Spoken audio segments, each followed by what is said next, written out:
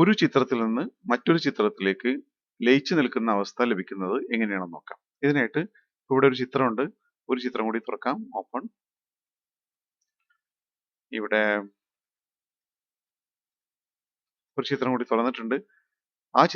ഈ ചിത്രത്തിന്റെ റെസൊല്യൂഷനിലേക്കും സൈസിലേക്കും മറ്റു ചിത്രം എടുക്കാനായിട്ട് ക്രോപ്പ് ടൂൾ സെലക്ട് ചെയ്തു, ഫ്രണ്ട് ഇമേജ് സെലക്ട് ചെയ്തു. അതിനുശേഷം മറ്റേ ചിത്രം തുറന്നതിന് ശേഷം അതിലൊരു ഭാഗം നമ്മൾ സെലക്ട് ചെയ്യുകയാണ്. ഇങ്ങനെ സെലക്ട് ചെയ്യാം.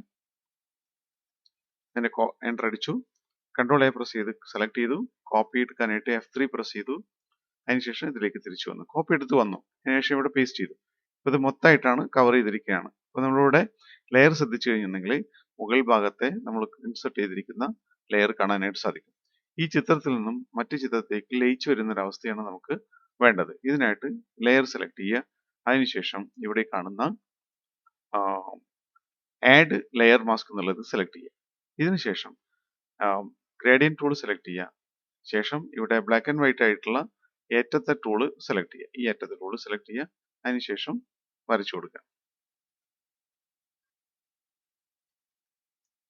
ഇങ്ങനെ ആവശ്യാനുസരണം വരച്ചു കൊടുത്തിട്ടുണ്ടെങ്കിൽ നമുക്കതിങ്ങനെ ലയിച്ചു നിൽക്കുന്ന അവസ്ഥയിലേക്ക് ലഭിക്കാൻ സാധിക്കും. ആവശ്യാനുസരണം അങ്ങോട്ടും ഇങ്ങോട്ടും വരച്ചു കൊടുക്കുക. അപ്പോൾ ഒരു ചിത്രത്തിൽ നിന്ന് മറ്റൊരു ചിത്രത്തിലേക്കുള്ള ലയനം സാധ്യമാകുന്ന തരത്തിൽ ആവശ്യാനുസരണം നമുക്കിതിങ്ങനെ വരച്ചു കൊടുക്കാനായിട്ട് സാധിക്കും. കണ്ടോ?